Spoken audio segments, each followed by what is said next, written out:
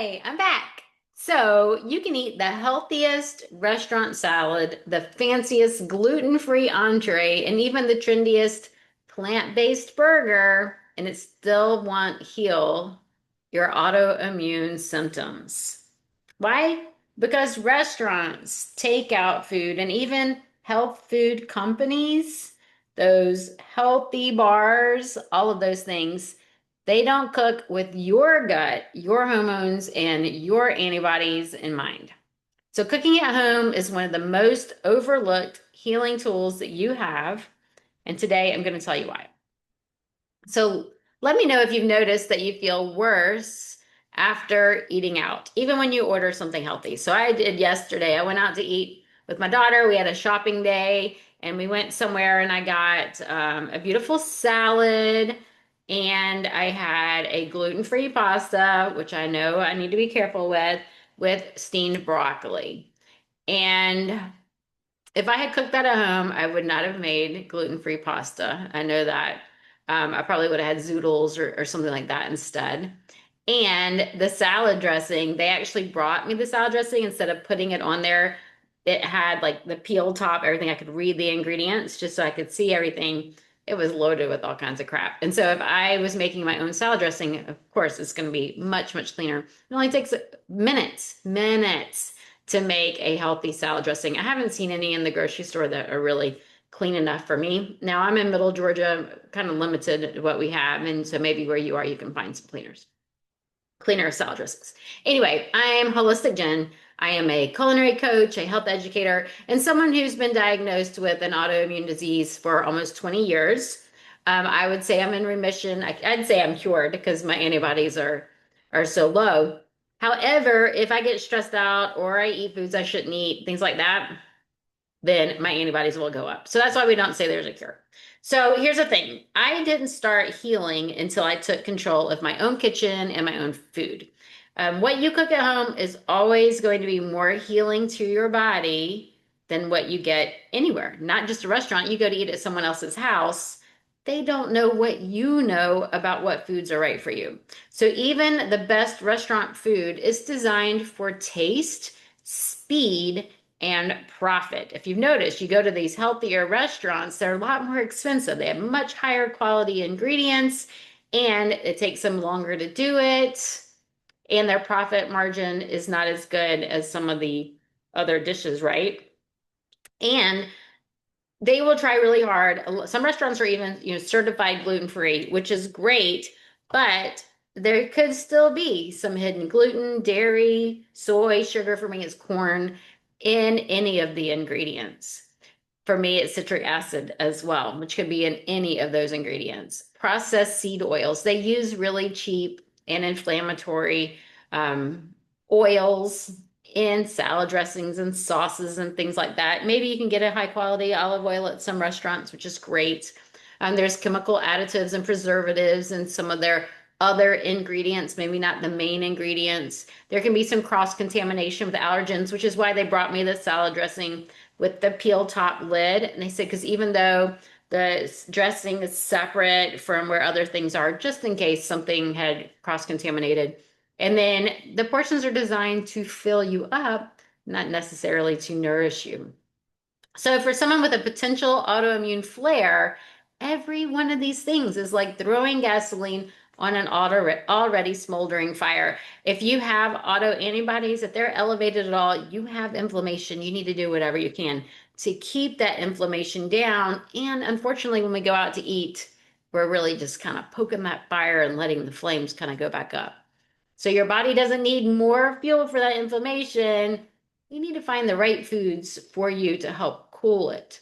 When you cook at home, you are in control of all the ingredients. It's much better to buy the things that don't even have an ingredients label. Think the produce department, think your local farmer's market, things like that. If it doesn't even have an ingredients label, you know exactly what you're getting. If it does, my number one rule is always read the ingredients, and every time. There are some very popular brands that have been bought out. So another company has bought them and they switched the oils, they switched the flours, they've switched some of the little things in there that you don't think about looking at.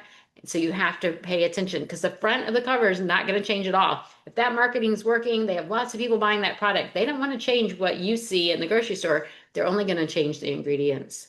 And so when you are in control, you know what contains gluten and what doesn't. You know whether or not it has dairy, and you know if it has right oils, if you do even use oils.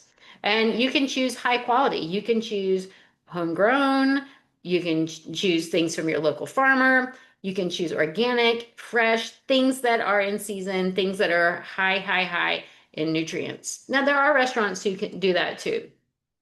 You can also support your gut. You can prioritize different parts of your body that need things. You know that you need more fiber. You know you need more colors. My number 2 rule, always eat the rainbow. So when you're looking at your dish, what can I do to add to this to add more color, more microbiome diversity, different fibers for our body?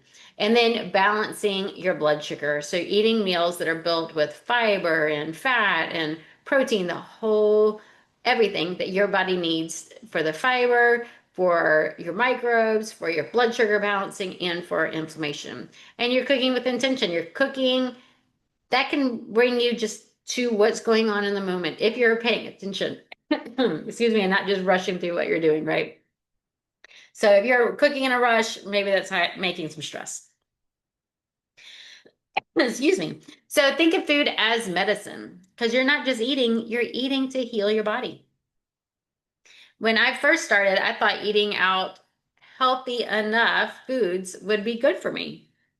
I can't shake it. I'm trying to think of the foods that I would order. I'd order like a gluten-free pasta, a gluten-free pizza, a salad, things kind of like I ate yesterday. I would get vegetable fajitas, go eat Mexican food, get black beans and rice, things like that, right? But my symptoms never changed. I didn't get any healthier. I still had brain fog. I still had my heavy legs. I still had droopy eyes, bloating, anxiety. I've always had the anxiety through my autoimmune. Even when my antibodies are low, sometimes I still have the anxiety and inflammation. A lot of people tell me, a lot of my clients, there's knee pain or shoulder pain or some sort of pain somewhere in the body. So the shift really came when I started cooking everything at home. Now I moved to the middle of nowhere. There's no restaurants here. And so it was like no options. I had to cook everything at home. But even if that you're not there, I still work. I still had a family. I had small kids when we moved too. And so it's choosing simple soups. It's making that regular rainbow salad. I make it every week. It's the same salad, but I change it. I always eat leftovers. So whatever I ate last night, that's going to make my salad different. So I'm still eating those raw greens and the beautiful colors, but I have variety. Eat one pan meals, sheet pan meals, right? Those are so easy. My energy came back, my sleep improved, my antibodies dropped, and it wasn't fancy. It was necessary. So for me, it was necessary because I moved to the middle of nowhere, but it was necessary for my health so that I could get better. So you may be thinking, I don't have time to cook. Well, healing takes less time than being sick. If you keep doing the things that made you sick, you're not going to get better. So you've got to make some sort of change. So start with 15-minute meals, something that you can make in the blender, a simple soup, and the sheet pan meals like I talked about. Maybe I'm not a good cook. You don't have to be a good cook. So people say, but you went to culinary art school.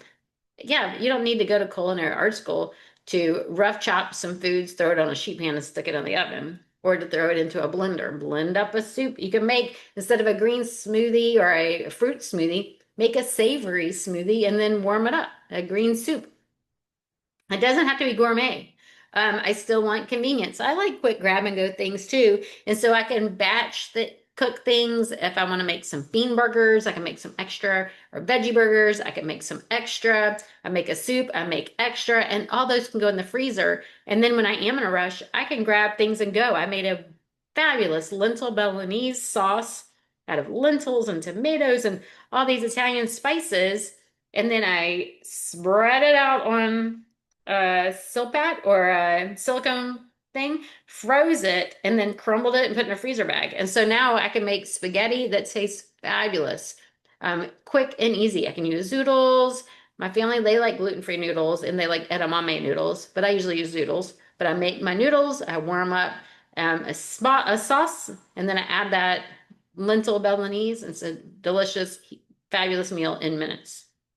So there's super quick and easy ways to do that. So it doesn't have to be overwhelming, and you can just do a little bit each day. So pick three go-to meals that you can rotate. You know, a soup that you really like, a salad, stir fries. So stir fries are really quick once everything's chopped. And then you can buy things that are already chopped, or you can just chop extra every time you cook. So like if I'm making a sheet pan meal tonight, I can go ahead and chop an extra onion, extra carrot, extra zucchini, squash, whatever for tomorrow night's dinner. That's going to make that super easy. And if I can just stir fry that tomorrow night. So it's a sheet pan meal tonight. It's a stir fry tomorrow night with some rice or cauliflower rice and an Asian sauce. Super quick and easy.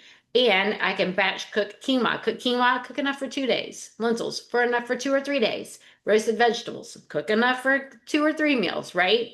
And then making sure that it's colorful. As many colors as you can possibly get in each meal is ideal. But start where you are. And then upgrade any snacks. If you do have snacks, veggie sticks with hummus, make your own hummus. That's also super quick and easy. Make it in the blender, make it in the food processor. Just dump, dump, dump, ingredient blend. There's your hummus. Chia pudding, fruits and nuts, those can be really nice snacks. And then focus on healing staples like leafy greens. Eating greens at every meal is great. Adding cruciferous vegetables, berries, sprouts, or some sort of legume every day. I love the G-bombs. It's from Dr. Furman. Greens, beans, onions, mushrooms, berries, and seeds. Get those into your plate every day.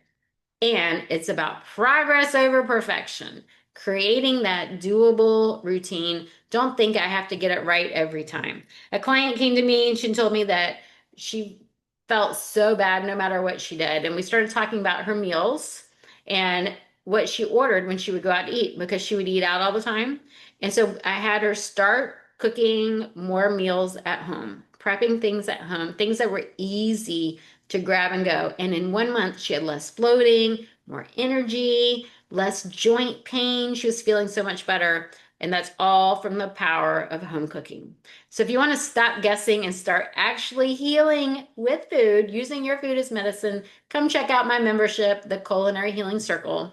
This is where I work with you in a membership to eat what feels good to you. I make cooking easy. I make delicious family-friendly meals, and I teach you how to make meals that are gluten-free, dairy-free, and blood sugar friendly without the overwhelm. Eating out is not going to heal you. You have to start taking some extra steps for you with the right foods for you, and you can absolutely do it, and I can help you. It's not about being perfect. We have to take one step at a time and put healing back on your plate. So share this with a friend that you know needs to hear about cooking at home and healing, and check out culinaryhealingcircle.com. Thank you.